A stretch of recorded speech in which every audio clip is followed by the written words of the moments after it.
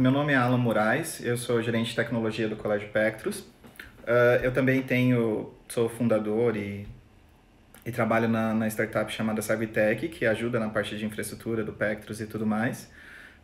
Eu acho que até a ideia dessa live de hoje foi numa conversa que eu tive com uma mãe do colégio, né? E durante essa conversa com a mãe, ela levantou que ela ficou com dúvida com como que funcionavam as aulas, etc., que ela já tinha ouvido falar, mas nunca tinha acompanhado de perto com o filho dela. Então, quando ela olhou para o Scratch, ela ficou com dúvida de como que era a ferramenta, para que servia, por que a gente faz isso.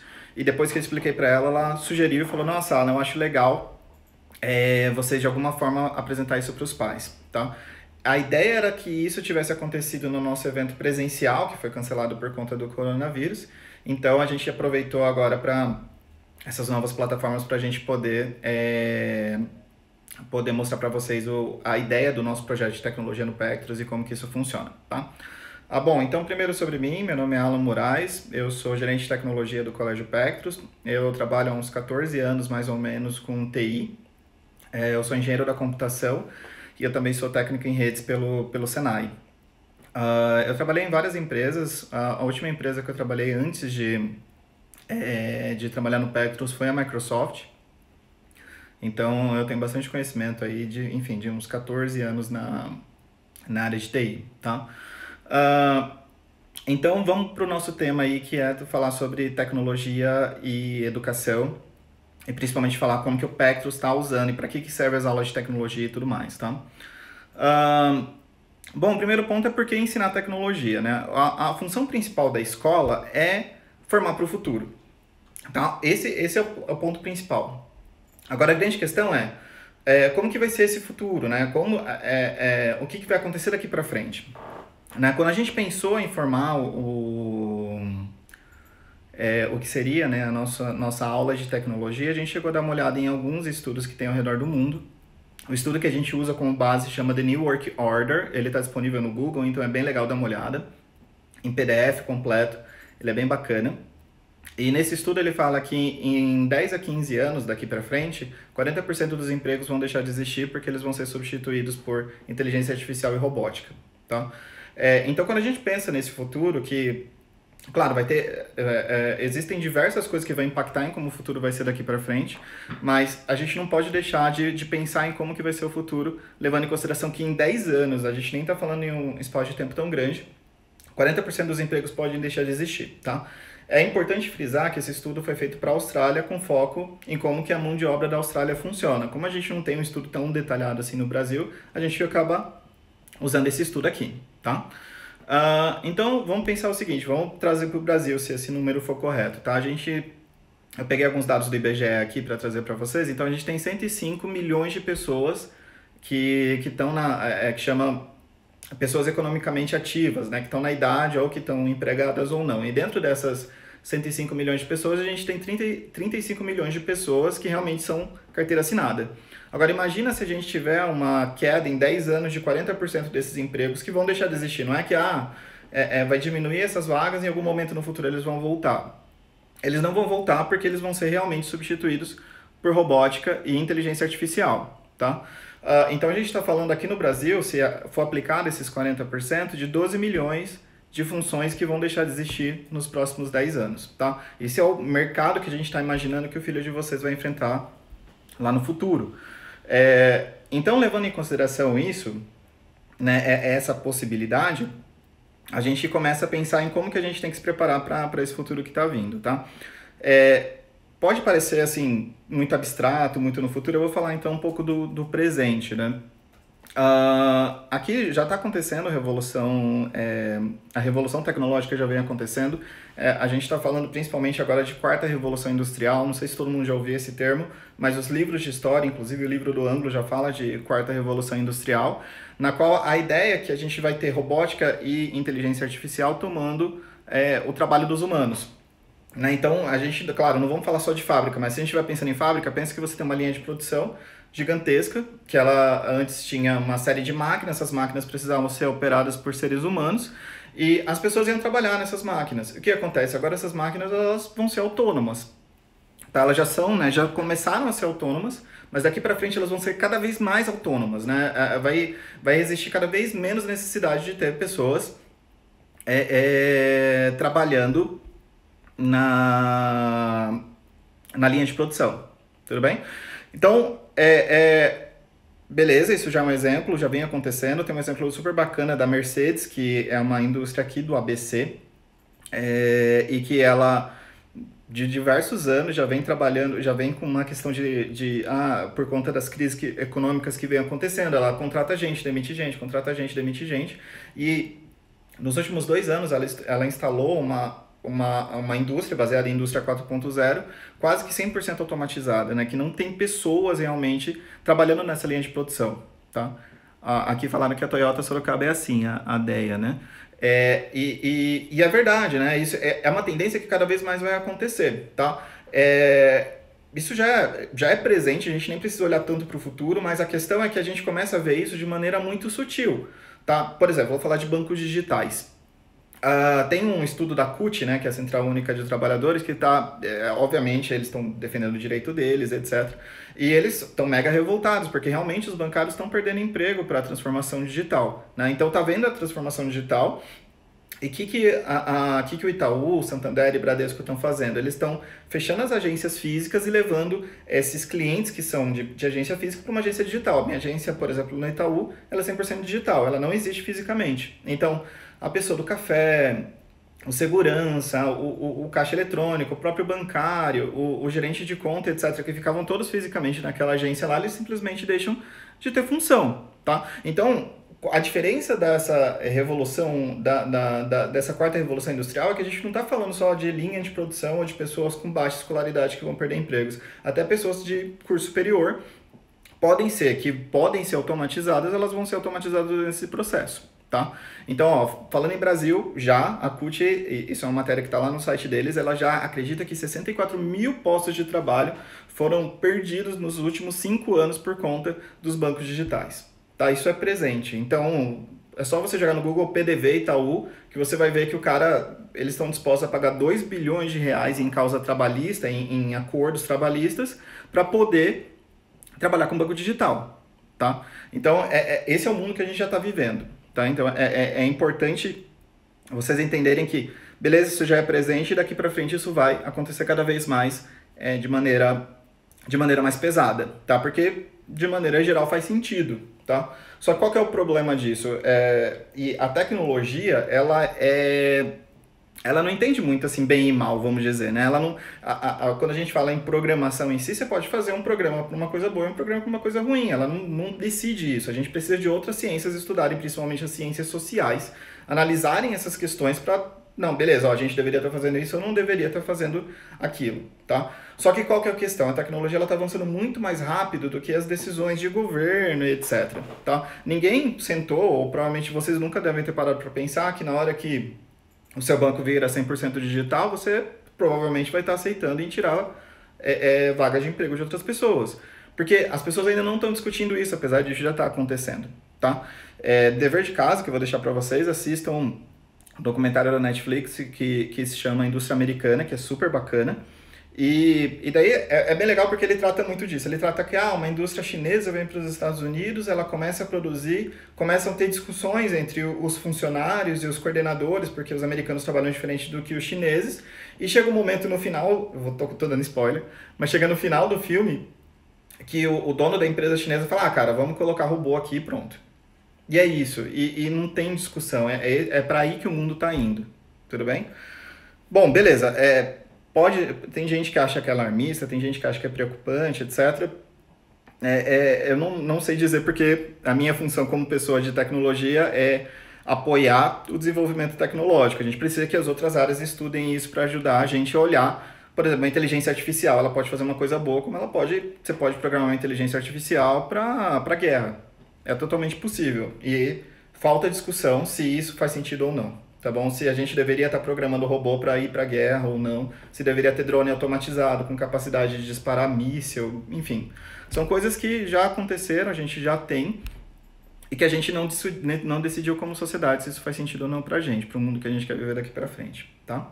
E os filhos de vocês vão entrar nesse mundo aí, não tem jeito, Bom, legal. Então, dado que eu já expliquei, né, esse mundo apocalíptico que vão, né, várias funções vão deixar de existir, novas funções vão começar a existir, tá? Eu vou falar de funções do presente já, por exemplo, analista de rede social.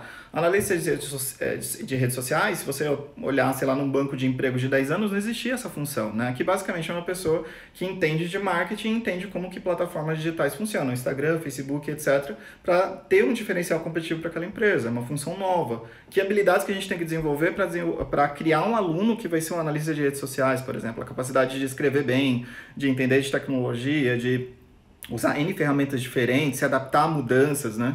São coisas que são importantes. Outra coisa que já tem, que está super em alta, é uma função chamada cientista de dados, que basicamente a gente está gerando muita informação, por exemplo, coronavírus, você vai ver que tem muitos dados aí disponíveis e faltam gente, na verdade, pessoas para analisar essas informações e falar, colocar em gráficos ou colocar de maneira condensada para fazer sentido. Falar, ó, essa informação aqui, a quantidade de casos que a gente tem de coronavírus em São Paulo, por exemplo, é super preocupante, então vamos tomar uma ação, tá? E o cientista de dados é uma função já no presente, que ele tem um pouco de pé em matemática, um pouco de pé em programação, um pouquinho de pé em várias áreas diferentes, inclusive de ciências sociais, para tentar entender todo esse contexto e gerar modelos de dados para que a gente possa analisar e entender o mundo que a gente está vivendo. Tá? Então essas são funções de, vamos falar, presente e futuro, mas que são funções que estão sendo geradas por conta dessa revolução, que é a quarta revolução industrial. Legal? Bom, então, levando em consideração esse cenário que a gente tem, né, e a função de todas as escolas, principalmente aqui do Colégio Pectus, a gente tem essa preocupação muito grande de formar para o futuro, como que a gente faz isso no Pectus? Tá? A gente tem 3 pilares principais lá no Pectus, então é o pedagógico, o tecnológico e inglês, tá? Vocês vão ver a gente falando várias vezes sobre isso. O pedagógico, a gente ainda entende que o vestibular é uma coisa importante, que pelo menos no médio e longo prazo, ainda a gente precisa preparar os alunos para o vestibular, porque é assim que vai ser a porta de entrada para as principais universidades do mundo, tá? Então, óbvio, usa Anglo, é um material que é super conhecido por ser extremamente forte para ajudar os alunos a terem desempenho e conseguir bons resultados para entrar na universidade. Obviamente, a gente também, dentro desse, e o que diferencia a gente de outras escolas Anglo também, que é o nosso foco pedagógico, a gente olha para essa questão de como que vai ser o vestibular daqui para frente. Então, eu vou dar alguns exemplos bons de coisas que eu acho super interessante estar acontecendo. Por exemplo, a Unicamp agora tem um vestibular que chama Vestibular Olímpico. Depois, se vocês quiserem dar uma olhada, joguem no Google aí, que é bem interessante. E os alunos, eles competem de acordo com as medalhas que eles ganham nas competições. E como vocês sabem, a gente é uma das poucas escolas de Hortolândia que venceu a Olimpíada Brasileira de Robótica, que tem medalha em Olimpíada Brasileira de Aeronáutica e por aí vai, tá? Então, cada um desses vestibulares olímpicos também são importantes para serem desenvolvidos dentro dessa nossa dimensão pedagógica, tudo bem? Então, hoje a gente está falando, o Instituto Federal, por exemplo, ele tem um dos vestibulares dele que é vestibular por currículo, então você submete basicamente sua nota de seu histórico escolar, a sua nota de português e matemática e o seu currículo. E o seu currículo são os projetos que você desenvolveu. Por isso que é super importante para você, pai, que está assistindo, apoiar os projetos pedagógicos que acontecem, porque já é um currículo que seu filho está construindo. Tá? Eu vou falar de algumas coisas legais que alguns alunos nossos já têm e que, obviamente, já dão um diferencial absurdo em relação a outras escolas quando a gente está falando de vestibular olímpico, né? Ou vestibular baseado em currículo. Legal? Então, esse é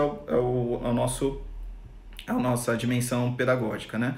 O outro pilar, que é o pilar tecnológico, que eu vou explicar com mais profundidade daqui para frente, e o inglês. O inglês é essencial para que qualquer um que está assistindo aí e trabalha em multinacional sabe que você não passa nem na frente, você nem consegue mandar o currículo para uma multinacional se você não tiver, no mínimo, inglês. Tá? Então, não é diferencial competitivo, não é... Falavam isso lá, pessoa da década de... Nasci em 86, né? Então, lá nos anos 90, quando eu estava na escola, é um diferencial competitivo, seu filho vai precisar disso, tal. Não é diferencial, entendeu? É essencial, senão, ao invés de dando mais oportunidades, você está retirando oportunidades que seu filho vai ter lá para frente. Então, indiscutível, é extremamente importante e por isso que a gente teve um cuidado em tentar montar essa grade de inglês muito forte para ajudar os alunos a terem esse desempenho lá na frente, tá? E o terceiro pilar também, que é preparando para o futuro, é o tecnológico, tá? Então, quando a gente fala em tecnologia, eu quero que vocês lembrem de uma sigla que chama STEM, que é uma sigla em inglês que significa Ciência, Tecnologia, Engenharia e Matemática, que a aula de tecnologia, na verdade, é para condensar esse princípio, tá? Esse princípio de STEM, que é algo que você vai achar, você vai ver que as principais escolas do mundo, eles vêm aplicando isso. Nos Estados Unidos, eles chamam até de aula de ciência da computação, que é uma aula curricular.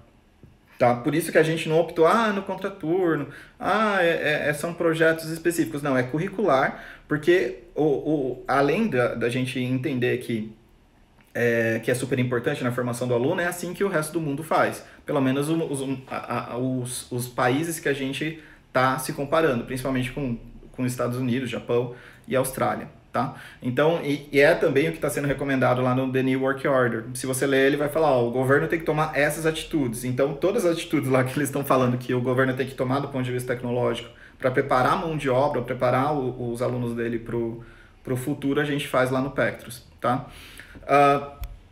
Legal. Então,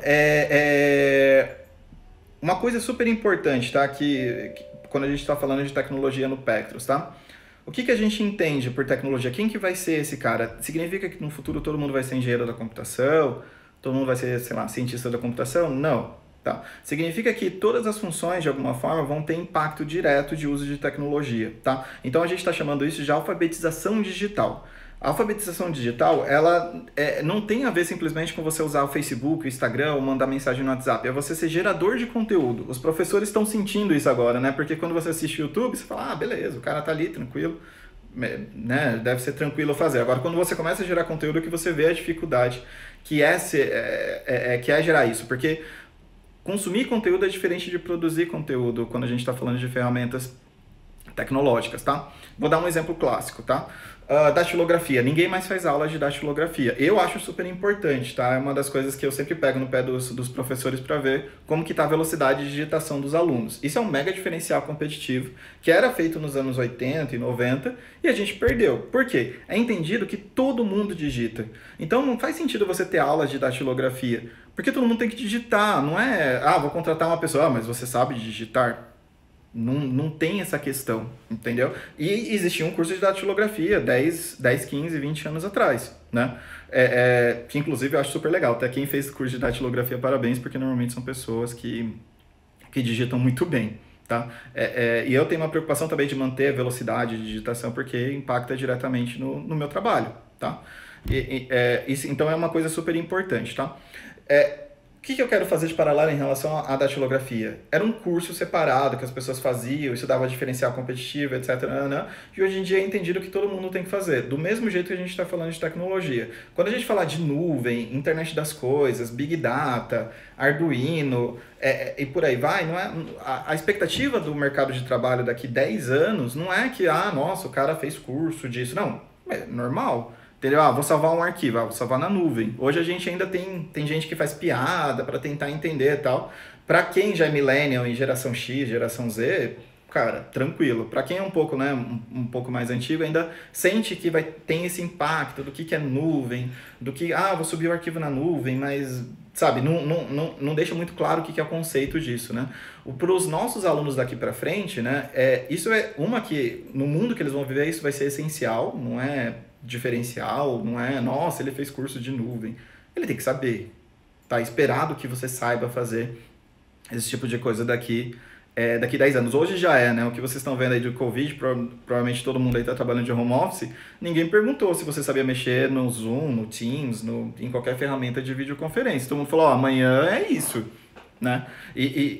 O medo que dá nas pessoas é exatamente do desconhecido.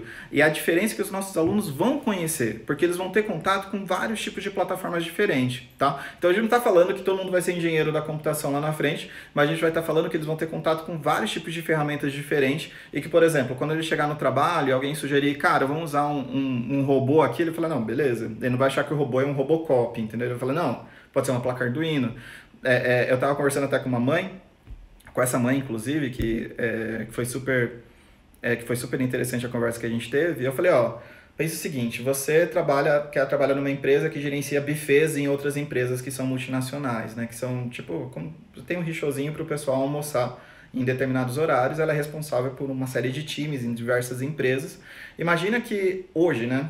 Na verdade, Bom, eu vou dar um exemplo. Imagina que você quer medir a temperatura em cada um desses rechauds para garantir o controle de qualidade. Ó, tem que ser mantido, por exemplo, a 30 graus aqui para garantir que a comida vai estar sempre quentinha, vai estar gostosa, etc. O que a gente precisava fazer? Você tinha que contratar uma pessoa por filial, essa pessoa pegava um termômetro, e eu já vi isso acontecer em alguns lugares, tá? A pessoa coloca o termômetro lá, mede a temperatura, marca no papel. Ah, deu 20 graus, deu 30 graus, deu nananã, e depois manda esse monte de papel como relatório para ela analisar. Hoje, se a gente coloca uma placa Arduino em cada um desses rechauds com sensor de temperatura conectado com um hub de IoT, ela do computador dela vai abrir um dashboard, vai ter todas as filiais, por exemplo, você consegue fazer uma aplicação web disso, e vai estar mostrando a temperatura e a variação em cada lugar. E ela pode ligar para o pessoal e falar, ó, gente, a temperatura na filial, sei lá, de Indaiatuba, na empresa tal, está abaixo do esperado. Alguém vai lá dar uma olhada, está fora da tomada, etc.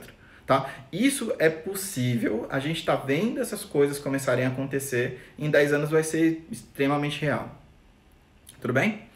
Bom, então esse é o ponto. O filho de vocês vai estar nesse mundo, né? Esse mundo que vai ser super diferente do que a gente está vivendo hoje. A gente começa a ver alguns impactos, mas daqui 10 anos vai ser normal, tá? Então, ele vai ser a pessoa que vai ser o nutricionista, por exemplo, que alguém vai falar, ah, cara, tem que medir temperatura. Fala, putz, ó, vou contratar uma empresa que pode trazer um Arduino aqui, vai colocar os sensores para mim e isso vai funcionar. Ele talvez não seja o cara que vai configurar o Arduino lá, mas para ele vai ser absolutamente natural pensar nisso. Ele vai, opa, já sei o que eu preciso fazer aqui. Legal? Então, esse é o foco que a gente tem dentro das aulas de tecnologia, alfabetização digital. O aluno, ele, quando se deparar em alguma coisa no futuro que ele vai poder encaixar a tecnologia, fala, cara, isso faz sentido. Beleza? Bom, então vamos lá. O que a gente trabalha no Pectros, né? Princípios gerais. Lógica de programação, elétrica, eletrônica, robótica e internet das coisas. Tudo bem? São princípios, são nomes bonitos que a gente tem quando a gente está falando aí de tecnologia. Eu vou explicar um pouquinho mais para vocês, tá? Quando a gente falar das ferramentas. Bom, então, agora falando e obviamente pacote Office também, tá? Que é a mesma coisa que eu falei da datilografia. Ninguém pergunta se você tem pacote Office completo. Falo, nossa, tem pacote Office completo. Cara, é absolutamente esperado que você saiba mexer no Word, no Excel e no PowerPoint. Ninguém vai perguntar isso para você, tá? A não ser que você seja um estatístico, enfim, precise de Excel extremamente avançado. Bom, então vamos lá. Então a gente, no Pectros, né, como que a gente decidiu fazer? A gente tem as aulas que são para o Fund 1 e as aulas que são para o Fund 2, tá? Então o Fund 1 a gente está falando do primeiro ano ao quinto, só que a gente não dá aula para o primeiro ano, a gente chegou a fazer isso, mas a gente sentiu que tinha muito problema porque os alunos ainda não estavam alfabetizados. Então a gente fala, clica no menu arquivo, ele não sabia ler arquivo. Então a gente sentiu que precisava subir um pouquinho mais, então por isso que as aulas são a partir do segundo ano do fundamental até o nono ano, tá? Então no Fund 1, o que a gente vai trabalhar principalmente? Os princípios de lógica de programação, e eles vão usar uma plataforma chamada MIT Scratch. Talvez vocês já tenham visto o filho de vocês usando, mas ela é uma plataforma que tem um gatinho, né? Ela é do MIT, que é basicamente uma das principais faculdades do mundo de desenvolvimento tecnológico, né?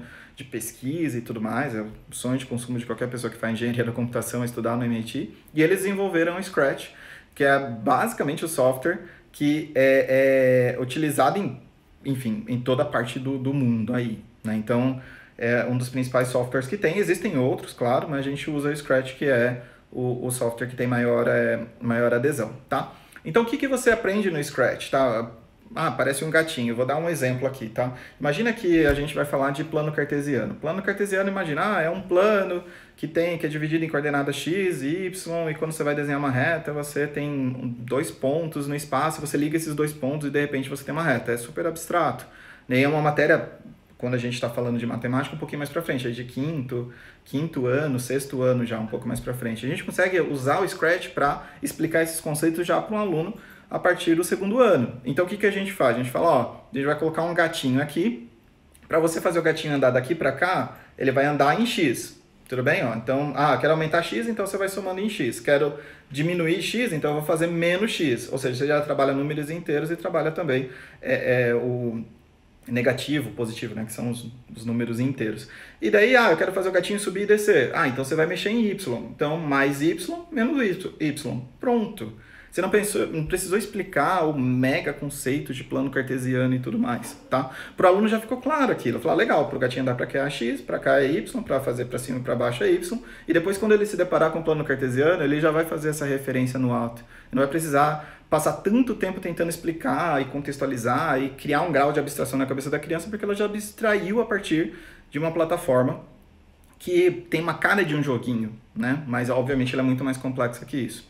Por exemplo, ela também ensina programação orientada a eventos, né?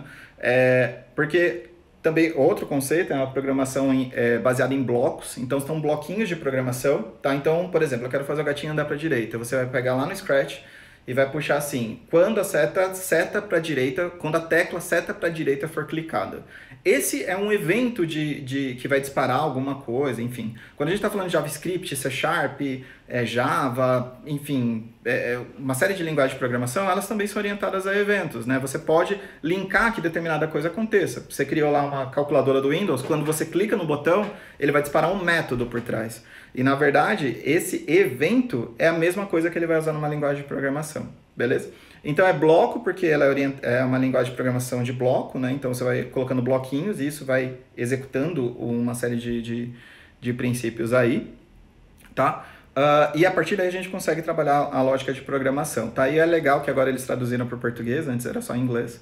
E até a gente pode dizer que é de português estruturado, né? Porque ele tem uma estrutura que você vai escrevendo o código, né? Que você vai montando o código em português mesmo, e ele vai executar aquilo pro aluno, tudo bem? Então esses são os princípios e é super importante que o aluno aprenda isso aí no Fundi 1, legal? Quando a gente vai falar agora da parte de elétrica, robótica, engenharia e tudo mais, a gente vai estar falando principalmente de componentes elétricos, tá? Então, no kit lá de material de vocês vai vir, por exemplo, que você tem que comprar uma pilha e um LED. Então, o que você vai fazer? Legal, a gente vai explicar o conceito de corrente para o aluno. Nossa, mas vai explicar ohm, vai explicar resistência, vai explicar... Não, o que a gente vai fazer? Vai pegar um LEDzinho, vai pegar uma pilha, vai falar, ó, liga aqui um fiozinho aqui, um fiozinho aqui. Legal, ele gerou corrente elétrica, né? Isso para um aluno de segundo ano, tá, gente? Eles entendem isso super tranquilamente. Depois disso, eu vou falar, ó, vou colocar um resistor aqui. Você nem precisa explicar, vou colocar essa pecinha aqui. Na hora que ele coloca a pecinha, ele vai ver que o LED vai ficar um pouco mais lento, porque ele produziu resistência. A gente sabe disso, mas para o aluno vai falar, não, beleza. E se eu colocar mais um resistor em série, né, um resistor do lado dele, vai ficar um pouquinho mais fraco. Então a gente já está trabalhando o conceito de resistência que é visto só no ensino médio, que a gente sabe que resistor em série soma, em paralelo, tem uma fórmula diferente, e que você pode explicar tranquilamente para um aluno e para ele vai ser, cara, beleza, eu entendi que a gente tem uma pilha que está gerando corrente, ou que, enfim, que está fazendo o LED acender, se eu colocar mais resistor, ele vai ficar um pouquinho mais fraco porque tem resistência. Entendi que você não precisa se preocupar tanto na hora, quando a gente está ensinando para um aluno de Fundi 1 esses conceitos, porque ele vai entender, ele vai olhar na prática, vai ver que aquilo faz sentido. Tudo bem? Isso é Fundi 1, tá? Quando a gente fala de Fundi 2, a gente vai começar a colocar mais elementos, tudo bem? Não significa que ele não vai trabalhar elétrica, não vai trabalhar eletrônica, que ele não vai ter não vai ver Scratch, porque às vezes é interessante ver Scratch também, dependendo do exercício que a gente for fazer, tá?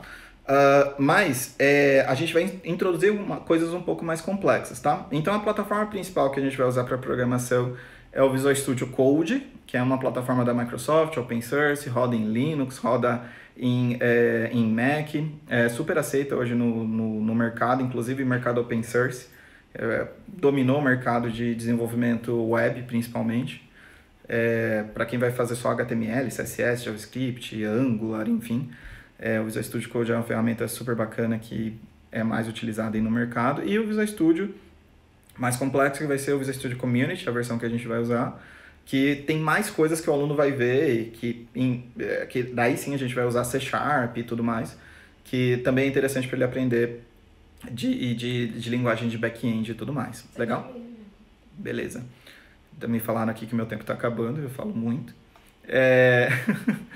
E quando a gente está falando de robótica, a gente vai introduzir o Arduino, né? Porque a diferença o que o aluno vai ver? Ele já viu elétrica, viu um pouco de eletrônica, componentes, portas, lógicas e tudo mais. E aí a gente coloca o elemento do Arduino para testar. Falar, legal, então agora além de colocar a pilha, o LED, e só de fazer isso ele já vai acender, eu coloco uma placa Arduino no meio, que se eu apertar esse botão, eu coloco um evento, um método de evento que ele aprendeu lá no Scratch, que ele entendeu o conceito de método, e que se quando esse botão for apertado, aí ele deixa passar corrente, então esse LED vai acender, tudo bem? Então ele começa a adicionar complexidade à programação, à visão que ele tinha de elétrica e eletrônica no princípio, tá?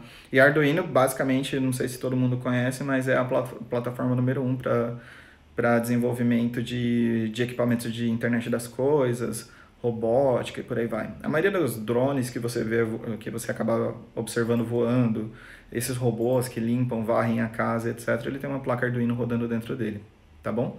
Então é uma plataforma real de mercado, tá? Tanto o Visual Studio Code, o Visual Studio Community, que é o que a gente está usando, quanto o Arduino são plataformas de mercado mesmo, tá? Profissionais usam para fazer as mais diversas coisas.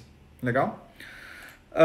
Bom, então isso aqui a gente vai ver de maneira curricular, tá? É importante falar que a gente não olha para programação por programação, tá? Não é a tecnologia por tecnologia. A ideia é que ela seja cross. Essa é uma coisa que a gente está ainda experimentando bastante. A gente tem uns resultados legais, mas ainda assim são poucas coisas.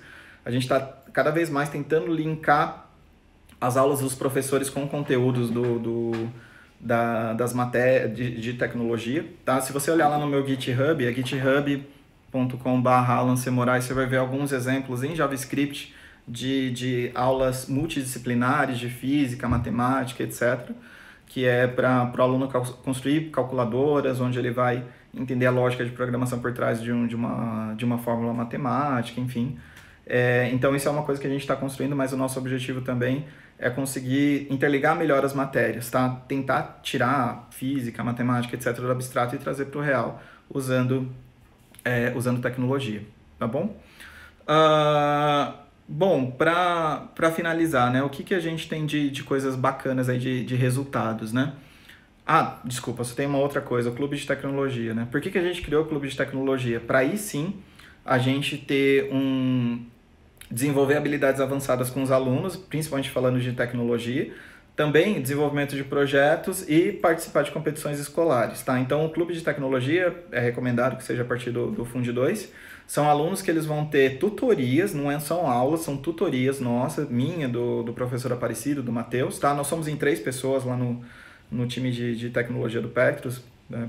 Para explicar, não sou eu que dou as aulas, tá? Eu montei o conceito, quem dá as aulas é o Aparecido e o Matheus, e eventualmente eu participo dos planejamentos desses conteúdos, tá?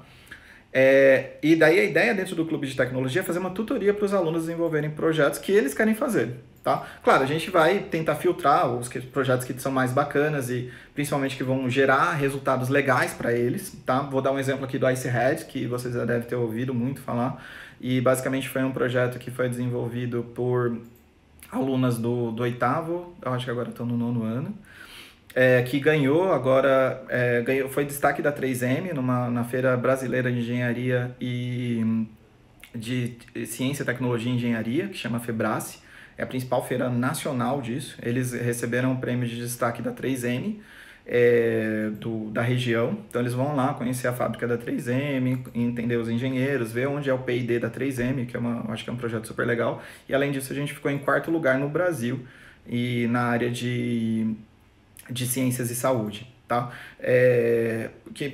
Enfim, é genial, tá? É um projeto super bacana.